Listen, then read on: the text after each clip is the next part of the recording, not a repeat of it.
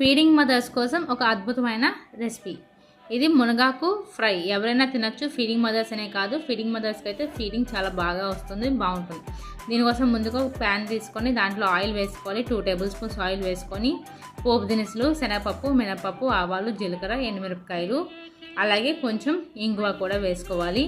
ఇవన్నీ వేసుకొని బాగా ఫ్రై చేసుకోవాలి. అవి బాగా ఫ్రై చేసుకున్న తర్వాత సన్నగా కట్ చేసిన వెల్లుల్లిపాయలు కొంచెం ఎక్కువ వేసుకోండి, టేస్ట్ బాగుంటుంది.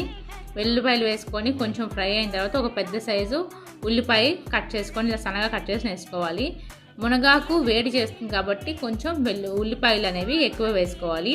ఆ తర్వాత రుచికి సరిపడా సాల్ట్, కొంచెం పసుపు వేసుకొని ఒకసారి బాగా కలుపుకొని ఉల్లిపాయ కొంచెం మగ్గనివ్వాలి. ఒక 40% మగ్గిన తర్వాత ఉప్పు నీటిలో ఒక 1 అవర్ నానబెట్టుకొని బాగా 1-2 సార్లు బాగా కడుక్కున్న మునగాకుని ఇందులో వేసుకొని లో ఫ్లేమ్ మీద కలుపుకుంటూ పచ్చివాసన అంతా పోయి బాగా ఫ్రై అవ్వాలి. మునగాకు సరిగా ఫ్రై అవ్వకపోతే కూర చేదుంటుంది.